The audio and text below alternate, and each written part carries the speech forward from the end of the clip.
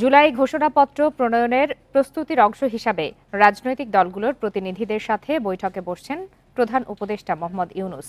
এ বিষয়ে আরও বিস্তারিত জানাতে এই মুহূর্তে রাজধানী ফরেন সার্ভিস একাডেমি থেকে যোগ দিয়েছেন সহকর্মী বনি ইবনে কামাল। সরাসরি চলে যাচ্ছে তার কাছে। বনি, আমরা যতদূর জেনেছি যে বৈঠক শুরু হয়ে গেছে, কোন কোন দল এখন পর্যন্ত সেখানে এসে উপস্থিত হয়েছে এবং এছাড়াও আপনার কাছে আর কি তথ্য রয়েছে?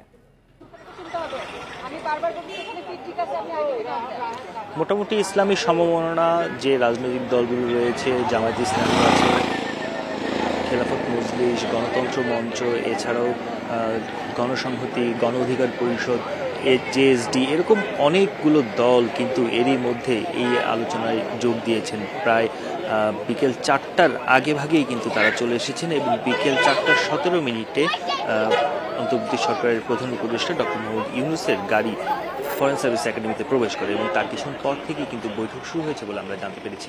এই যে আলোচনা বা বৈঠক, এই বৈঠকটি যদি আমরা বিশ্লেষণ করি, সেখানে কিন্তু দেখা যাচ্ছে যে সরকার প্রধানের সঙ্গে সব রাজনৈতিক দলের দ্বিতীয়বারের মতো একটি বৈঠক হতে যাচ্ছে এবং আজকের যে বৈঠক, সেই বৈঠকের মূল উদ্দেশ্য জুলাই গণ অভ্যুত্থানের যে ঘোষণাপত্র, সেই ঘোষণাপত্র নিয়ে।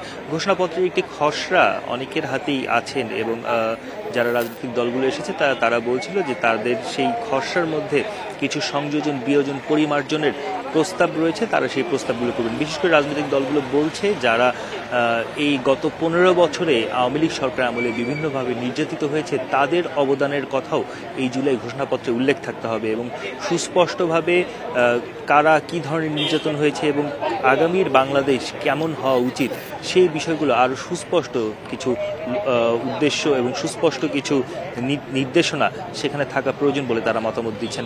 আমরা দেখেছি বিএনপি আনুষ্ঠানিকভাবে এই বৈঠকেও অংশগ্রহণ না করলেও বিএনপির একটি প্রতিনিধি দল, বিশেষ করে বিএনপির স্থায়ী কমিটির সদস্য সালাউদ্দিন মাহমুদ, তিনি এসেছেন এবং তিনি কিন্তু এই মুহূর্তে ফরেন সার্ভিস একাডেমির ভিতরে রয়েছেন। তিনি 4টার কিছুক্ষণ আগে এসে পৌঁছান এবং তখন আমরা তার সাথে কথা বলার চেষ্টা করছিলাম যে বিএনপি কেন এই যে পুরো বৈঠকটি, যে জাতীয়ভাবে এই বৈঠকে আয়োজন করা হচ্ছে, সে বৈঠকে কেন অংশগ্রহণ করছে না। তখন কিন্তু তিনি বলছিলেন যে এটি আসলে দলীয় সিদ্ধান্ত, তিনি এই মুহূর্তে কোনো কিছু বলতে রাজি নয়। তবে বিএনপির একাধিক নেতাদের সঙ্গে কথা বলে আমরা যতটুকু জানতে পেরেছি, আমন্ত্রণের যে বিষয়টি, সেটি আসলে বিএনপির খুব বেশি পছন্দ হয়নি এবং বিএনপির আরও অন্যান্য কিছু সাংগঠনিক কারণে তারা এই যে বৈঠক, সেই বৈঠকে অংশ নিতে যাচ্ছে না।